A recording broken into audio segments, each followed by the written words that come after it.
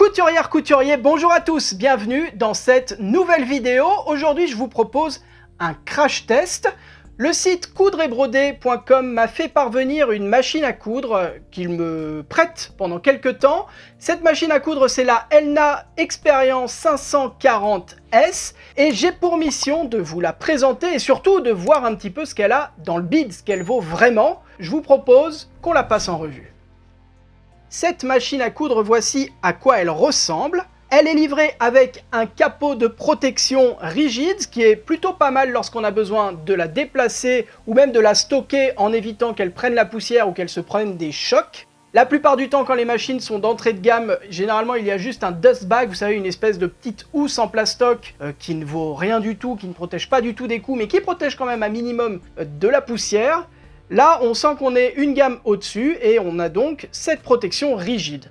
Et lorsqu'on retire le capot, voici la machine. C'est une machine à coudre électronique avec 50 points de couture programmés.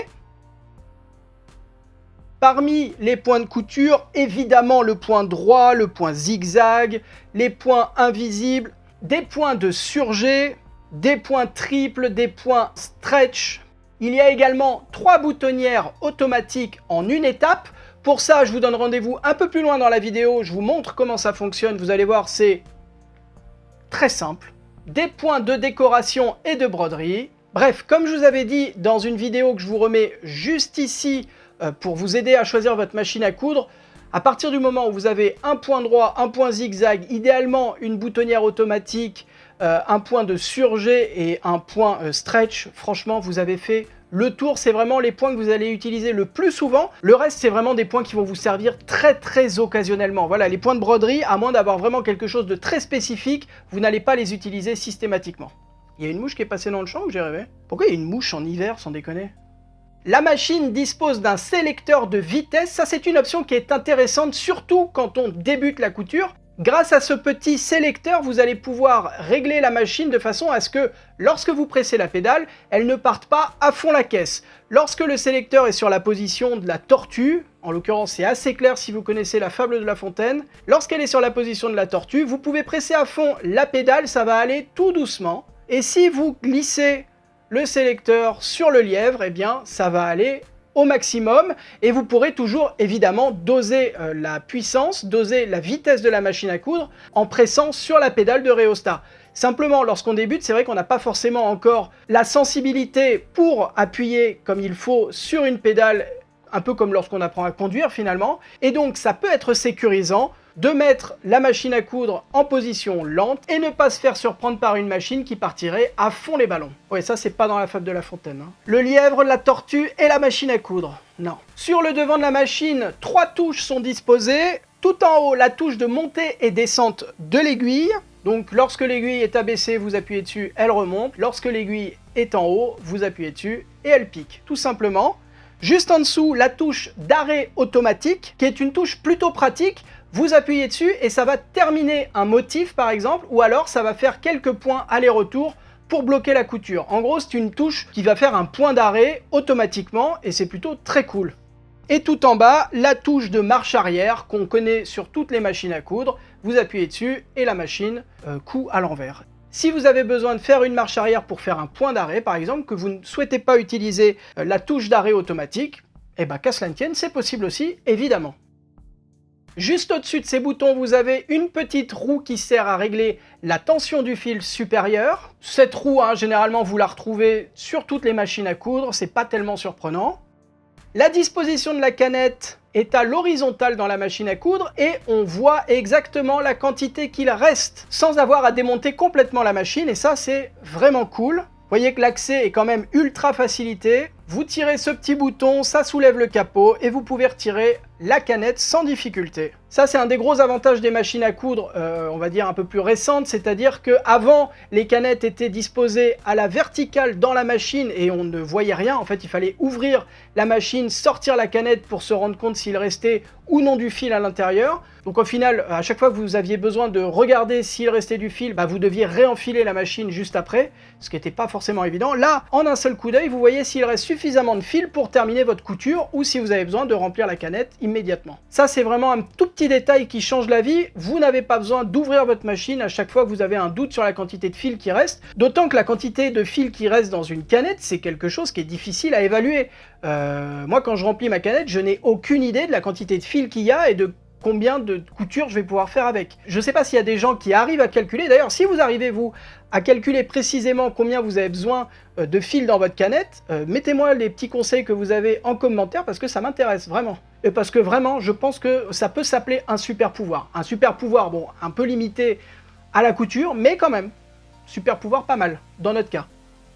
Et enfin, la machine dispose d'un bras libre. Alors le bras libre, c'est ce truc-là, cette partie de la machine à coudre qui se retire et qui va vous permettre d'insérer un tube. Alors quand je dis tube, ça peut être par exemple une jambe de pantalon pour pouvoir faire facilement un ourlet ou alors une manche. Et le bras libre, c'est encore quelque chose que je conseille lorsque vous choisissez une machine parce que le bras libre, c'est quand même pratique. Cependant, petit souci à ce niveau-là, lorsque vous avez besoin de rétracter les griffes de la machine à coudre. Alors, on ne rétracte pas les griffes de la machine à coudre tous les 4 mardis, mais ça arrive et en l'occurrence, lorsque vous avez besoin de rentrer les griffes, donc si vous avez besoin par exemple de faire du piqué libre, lorsque vous avez besoin de coudre un bouton par exemple à la machine à coudre, il va falloir rentrer les griffes d'entraînement et en l'occurrence là il y aura une manipulation en plus à faire, retirer le bras libre pour pouvoir accéder au bouton qui abaisse les griffes. Et également le bras libre cache une molette qu'ils appellent de réglage fin, qui est une petite molette qui va servir à régler la machine en fonction du type de tissu que vous allez utiliser lorsque vous allez coudre des motifs. Donc lorsque ces motifs sont un peu déformés à la couture, vous réglez un tout petit peu cette molette pour affiner les réglages de la machine. C'est un détail, on est d'accord, mais si vous avez besoin régulièrement d'accéder à cette partie, il faudra systématiquement retirer le bras libre pour accéder à cette molette. Et une chose que jusqu'à présent je n'avais jamais vue et qui est plutôt rigolote, vous allez pouvoir régler la pression du pied de biche en ouvrant la trappe sur le dessus de la machine juste ici. C'est assez rigolo comme ça de pouvoir ouvrir cette partie-là sans avoir à sortir un tournevis par exemple, chose qu'on fait d'habitude sur les autres machines. Et donc vous allez pouvoir accéder facilement au réglage de la pression du pied de biche grâce à ce levier. Pour résumer, la position 3, ça correspond à de la couture normale, le tout venant. La position 2, ça va être pour faire des appliqués, des découpages, des jours et du bâti. Et la pression sur 1 pour coudre de la mousseline, de la dentelle et les autres tissus fins. C'est pas un levier qu'on va activer tout le temps, mais ça peut être pratique, surtout lorsque vous avez des projets donc avec des tissus fins ou des choses plus spécifiques. La machine à coudre est livrée avec hop là, un petit mode d'emploi en 3 langues, français, anglais, allemand, et qui est plutôt bien fait pour le coup. Pour une fois, on a des explications sur l'entretien de la machine. Vous avez vraiment à la fin du manuel, hop là, des explications pour comprendre comment l'entretenir, comment la nettoyer régulièrement. Ça c'est plutôt cool, c'est quelque chose que j'avais pas vu depuis un petit bout de temps. En plus de l'explication du fonctionnement de la machine, vous allez retrouver des explications sur l'utilisation de certains points. Ça peut être utile lorsque vous ne savez pas exactement comment réaliser tel ou tel type de point. Là, on vous prend par la main et on vous fait faire les choses étape par étape pour y arriver.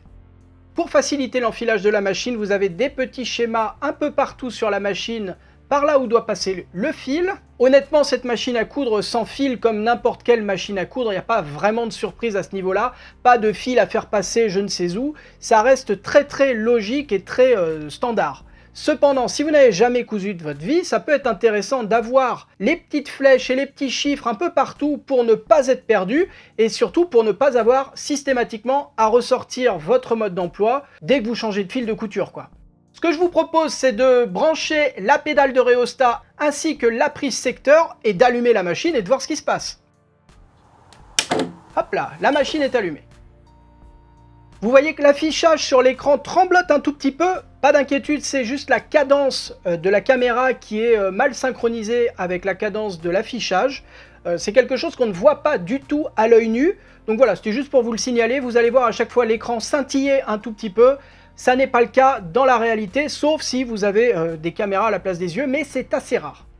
Sur cet écran, vous avez 3 types d'informations qui s'affichent. Le point sélectionné, que vous allez pouvoir changer en appuyant sur les touches plus et moins. Donc il y a 50 points. Évidemment, si vous choisissez le point numéro 50, vous n'allez pas appuyer 49 fois sur le plus, vous appuyez une fois sur le moins et ça passe du 1 au 50 directement. Bon, si vous choisissez le point numéro 25, c'est un peu plus long puisque vous allez devoir appuyer 24 fois dans un sens ou 26 fois dans l'autre. Mais bon. À gauche des touches plus et moins, vous voyez qu'il y a cette touche qui sert à changer la largeur du point ainsi que sa longueur. Une pression sur ce bouton vous permet de régler la largeur du point. Donc de base, les programmes ont une largeur et une longueur de point définie, mais vous pouvez évidemment la modifier en fonction de ce que vous avez besoin de faire. En l'occurrence, la largeur d'un point va de 0 à 7 mm. Et une nouvelle pression sur le bouton vous permet de changer la longueur du point qui va de 0,2 mm à 4 mm et demi.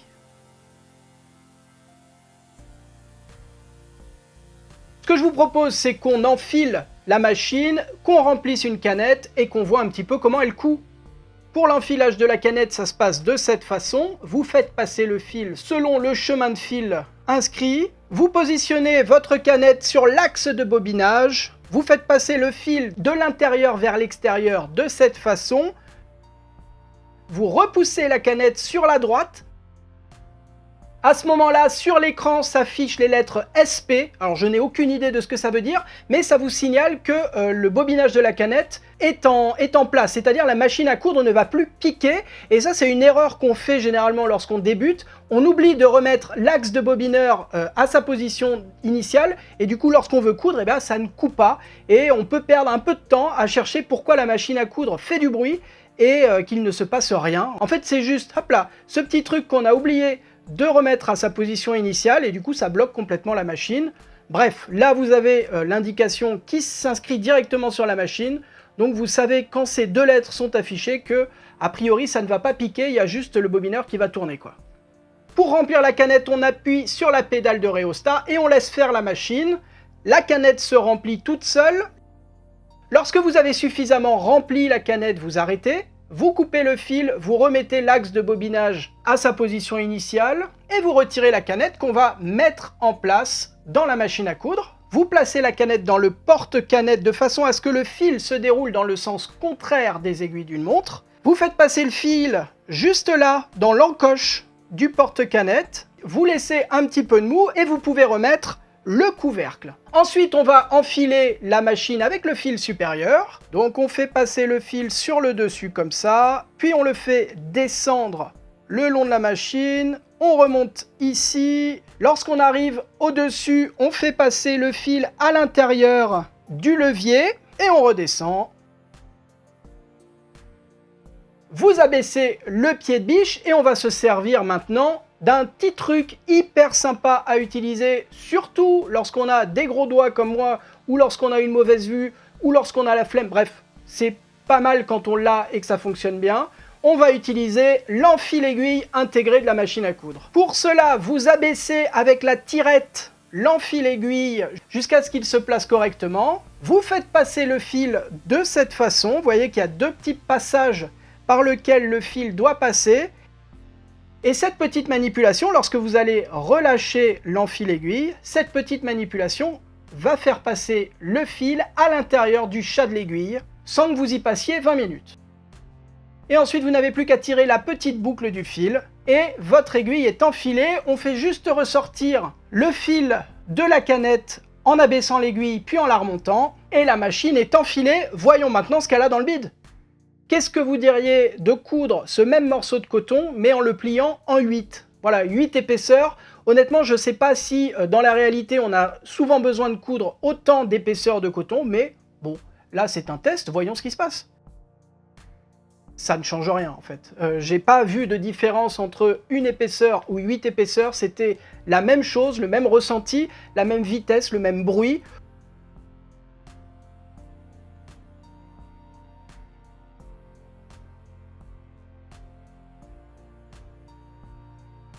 Sur le devant de la machine, vous voyez qu'il y a des raccourcis pour les touches. Ça, c'est quelque chose d'assez pratique parce que vous allez pouvoir, sans avoir à bidouiller le petit bouton de sélection de points pendant 10 minutes, non, j'exagère, pendant quelques secondes, vous allez pouvoir en un clic choisir un point qu'on utilise régulièrement. Donc ça va être le point de boutonnière par exemple, ça va être le point droit évidemment, ça va être le point de surfil et le point zigzag. C'est vrai que c'est assez malin de faire ça, d'avoir un raccourci comme ça directement sur le devant de la machine pour sélectionner l'un des 4 points qu'on utilise le plus. Oh, honnêtement, hein, le point de boutonnière, c'est pas forcément un point qu'on utilise énormément, mais bon, au moins là vous l'avez à portée de main sans avoir à bidouiller la machine. D'ailleurs, ce point de boutonnière, je vous propose que nous l'essayions maintenant. Comme je vous l'ai dit, il y a 3 types de boutonnières différentes. Là, je vais prendre le point de base. Pour cela, il va falloir utiliser le pied de biche à boutonnière qui est fourni avec la machine. Donc le pied de biche, il ressemble à ça, vous voyez, avec cette petite coulisse qui sert à coincer le bouton pour lequel on va coudre la boutonnière. Le gros avantage de ce genre de pied, c'est que vous allez coudre une boutonnière à la bonne taille, à la taille idéale pour le bouton. Vous n'avez pas besoin de reporter la taille du bouton directement sur le tissu. Vous laissez faire la machine et elle va vous coudre la boutonnière à la bonne taille. Ensuite, nous allons retirer le pied standard de la machine. Il suffit d'appuyer sur ce petit bouton à l'arrière, puis installer le pied de biche à boutonnière. Dernière petite manipulation, on va abaisser le levier qui est juste là. Et si vous oubliez d'abaisser ce levier, la machine vous prévient qu'il y a un petit souci. Ensuite, vous disposez votre tissu à l'endroit où vous avez besoin de coudre la boutonnière et vous n'avez plus qu'à appuyer sur la pédale de rhéostat et vous laissez faire la machine qui va s'occuper de tout. Sur l'écran LCD, vous avez les différentes étapes qui sont indiquées.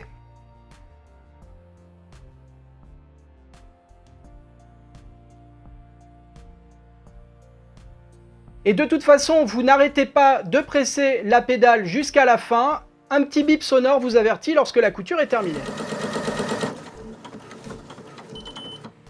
Bon allez, pour terminer, je vous propose de regarder mon point de déco préféré. En fait, le problème des points de déco, c'est qu'on n'a pas forcément l'idée de les utiliser. C'est pas quelque chose qu'on voit dans l'industrie textile, c'est pas quelque chose qui est utilisé beaucoup, donc c'est difficile de penser à les utiliser à mon avis. Mais regardez-moi ces petits cœurs là. Est-ce qu'au lieu, lorsqu'on a besoin de faire une surpiqûre décorative, lorsqu'on a besoin de faire un ourlet par exemple, est-ce qu'on ne pourrait pas utiliser un peu plus souvent des points, des motifs comme ça décoratifs? Ça changerait, ce serait original, et ça permettrait enfin d'utiliser ces foutus points. Ouais, on a payé pour ça ou pas? Prochainement, je vais essayer d'utiliser ces points déco en surpiqûre. Par exemple, hop là, pour finir un ourlet, juste ici, vous aurez des petits cœurs ou alors des motifs un peu plus floraux, un peu plus abstraits. Je ne sais pas encore, on verra bien. Mais je m'engage devant vous à essayer d'utiliser un peu plus de motifs comme ça en surpiqûre pour que enfin ils servent à quelque chose, quoi. Voilà pour le test de cette machine à coudre. Si vous en voulez plus, il vous suffit de vous abonner à la chaîne YouTube parce que, en fait, cette machine, je l'ai pendant quelques temps. On me la prête, mais je la garde quand même quelques temps. Je vais pouvoir l'utiliser dans tous mes prochains tutos. Donc, si vous voulez voir ce qu'elle a dans le ventre, n'hésitez pas à vous abonner à la chaîne YouTube. Ça vous permettra de voir l'évolution. Et puis, si à un moment donné, vous voyez que je ne l'ai plus, c'est qu'elle sera passée par la fenêtre, probablement. Mais honnêtement, là, le peu que j'ai pu l'essayer pour ce test, elle a l'air pas mal, franchement. Merci à tous d'avoir suivi cette vidéo jusqu'ici. Si elle vous a plu, n'hésitez pas à me le dire en laissant un petit commentaire, un pouce en l'air et surtout en vous abonnant à la chaîne YouTube. Ça se passe juste en dessous, c'est le rectangle rouge où il y a marqué s'abonner. C'est gratuit pour le moment, profitez-en. Moi je vous dis à la semaine prochaine pour une ou deux nouvelles vidéos, je ne sais pas encore. D'ici là, prenez soin de vous, bonne couture, bye bye.